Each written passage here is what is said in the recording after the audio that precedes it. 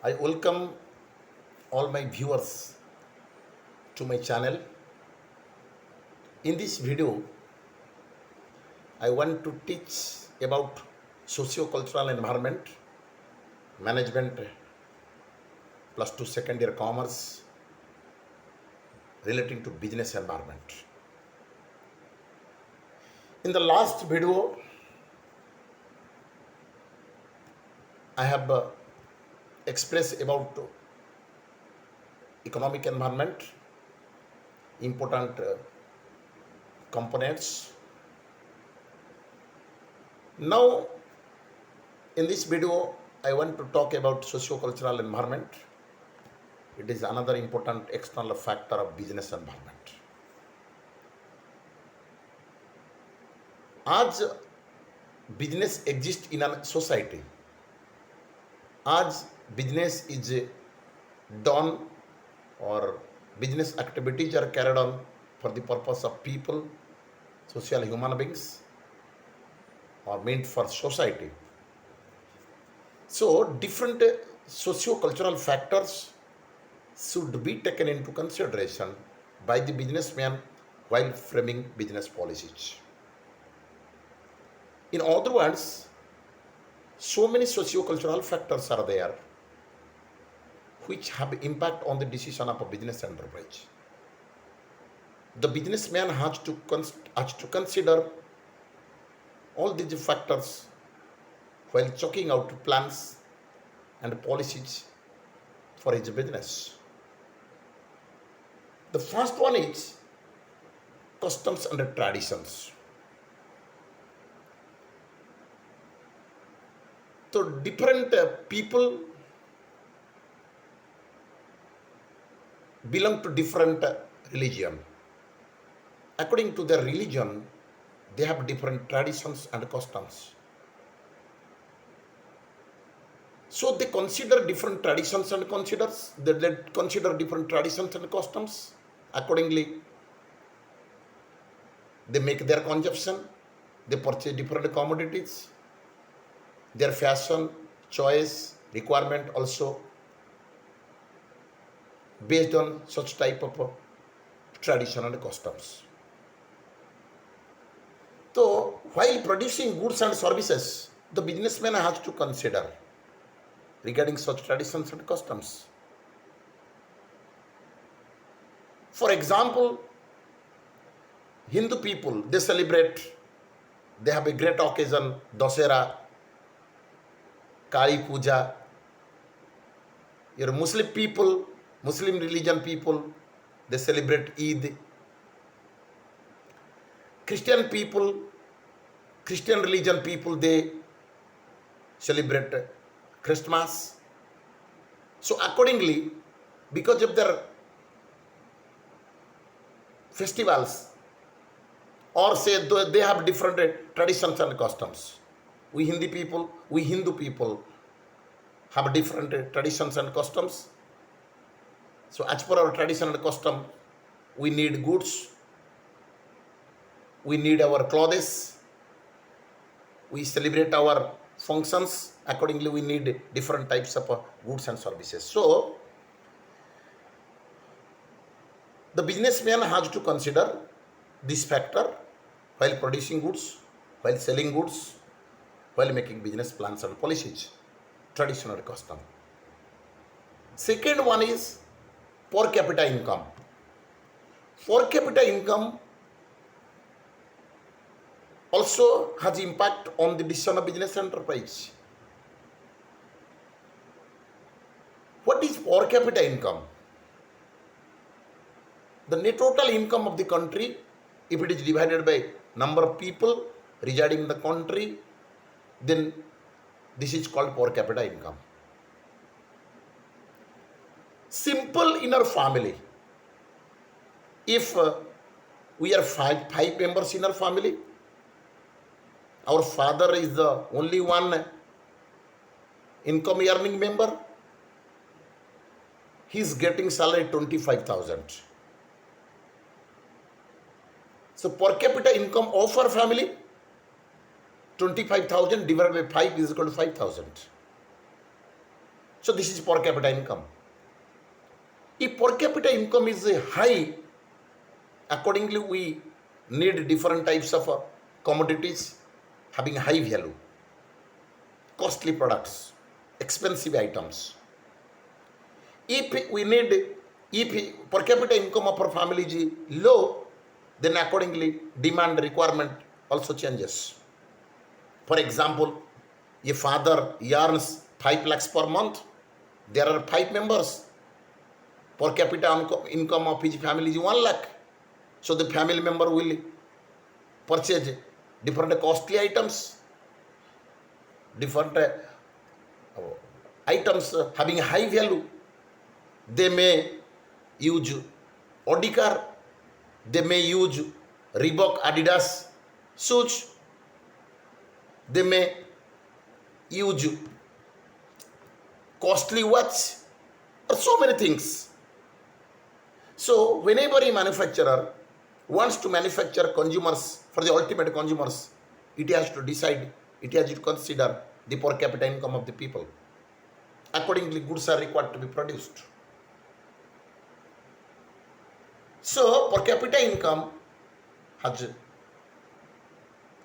direct impact on the decision of business enterprise, what amount of goods to be produced, what quality of goods to be produced, what quality of service to be rendered, so that they can survive in the market, they can sell more and more product in the market.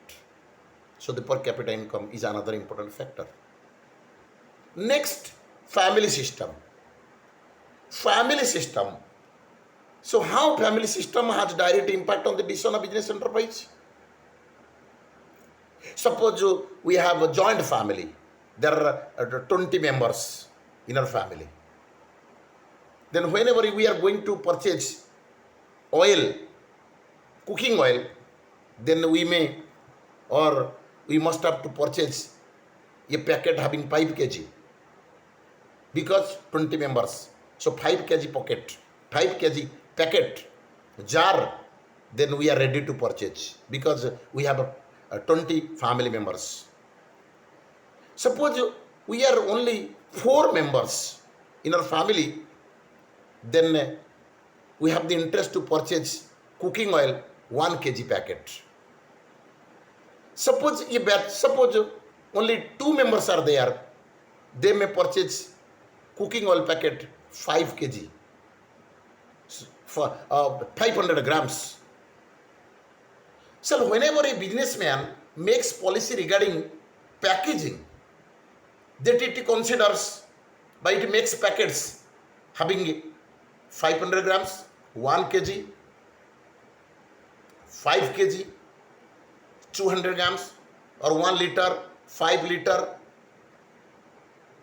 500 milliliter. So this kind of packets are being done by the manufacturer, because it consider the family system, the number of family members. So whatever may be the item, you take it atta, flour, you may take it oil, you may take it rice packet, you may take it other items, whatever may be, your Sharp Excel, Tide, and you know that Tide 5 kg packet, a packet having containing 5 kg, Tide, Sharp, also they are 2 kg, 1 kg, 500 grams, 200 grams, 100 grams, 1 rupee pouch, also these are being sold and packets are being made by the manufacturer, because family system. If a family is there and there are 25 members, so the Sharp Excel or Tide, these are basic needs. So the guardian of the family, then when he wants to make purchase, when he wants to make shopping, then obviously he will afford, or he wants to purchase 5 kg packet Sharp Excel or Tide containing 5 kg, because he has 25 members. For that reason, he is very much interested to make such kind of packets. So family system also influences the decision of business enterprise. Simple examples, so many examples are there, but I am not able to express all the examples, tell all examples in this video. Again, one is your family system, tradition, custom, per capita income, and literacy level. Next, literacy level. The level of literacy also influence the decision of business enterprise.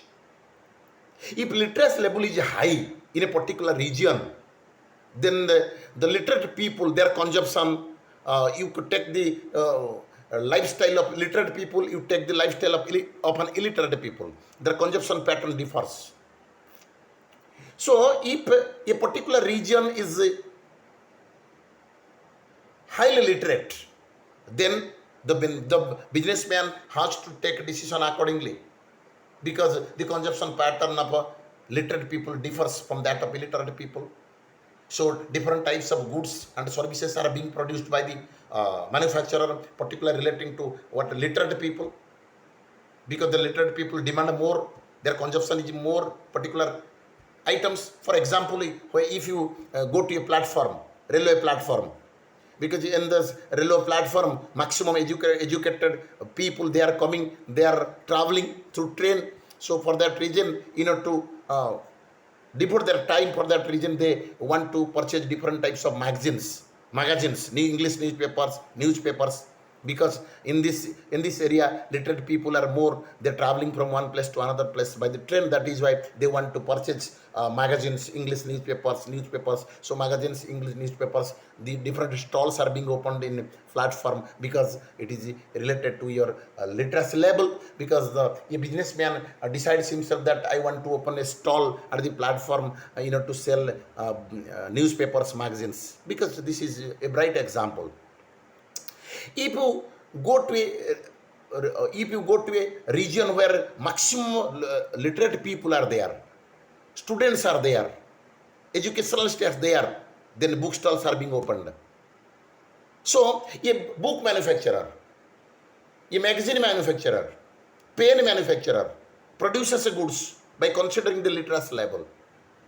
So literacy level also influences the decision of business enterprise. One is demographic forces. Demographic forces, it is also another important factor that should be taken into consideration while taking business decision, business plans, business policies. Demographic forces related to age, sex, marital status, etc. Suppose age, you take the example of age, or the matter discussion about age.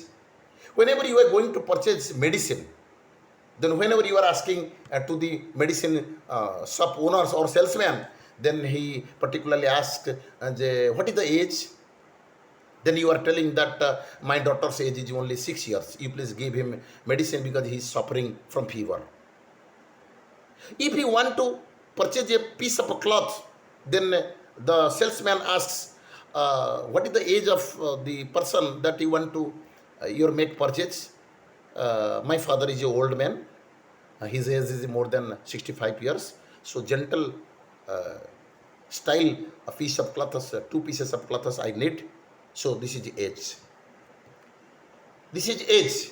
Whenever you are going to make your purchase, your shoe, then the salesman also asks, what is the age of the, what is the age? आपका किसके लिए, उम्र कितना? ना मेरे पापा के लिए है, तो my father's age is more than 60 years. So salesman shows him, though these are the items, बूढ़े लोग के लिए, these are the items, so you take it. This is age. One is sex, male or female. If you are going to a jewelry shop, then you just want to ask a ring, then he asks ladies or gents. Ladies. This is sex. If you want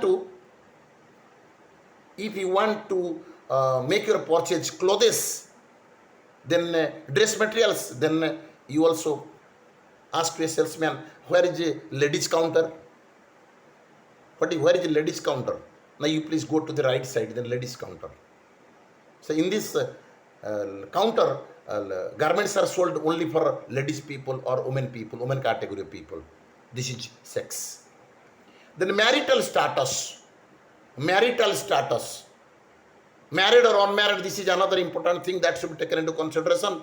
If you want to make your purchase and you are going to a garments showroom, then you want to purchase some sari, then you are going to the counter and ask, please भैया एक साड़ी दिखाइए. So he asks lady, he asks or she asks, a male or female, married or unmarried, sorry, married or unmarried, no, married. Okay, these are the pieces of clothes that suits to the married people, married women. So you show it, and these are the clothes which are meant for unmarried people, and it looks very beautiful. You just take it. So here, married or unmarried. Whenever you are going to a jewelry shop, then you ask, give me a ring or give me some items, a Mangal Sutra. Mangal Sutra, you just show me, write a Mangal Sutra. Tell Mangal Sutra, these are being constructed or designed only for married people. Unmarried people, unmarried lady, they will not take, they will not purchase, they will not use what your Mangal Sutra. So this is why sex, marital status, age, these factors are consisting of demographic forces which are taken into consideration by the businessman while designing, while framing, while making, while producing goods and services. So socio-cultural environment is very important factor, very important part of a business environment which must be taken into consideration as it influences the decision of business enterprise. The businessman has to consider different types of components of a socio-cultural environment before producing goods, before designing plans and policies for the business. Certainly it influences the decision of business enterprise. Accordingly, the businessman has to produce. So one is customs and tradition, second one is family system, third one is per capita income, fourth one is literacy level, fifth one is demographic forces. Demographic forces includes age, sex, marital status, etc. I hope you can gain a lot of knowledge about socio-cultural environment, very important aspects of management plus to commerce. It is very important part of a business environment. Thank you, my dear students.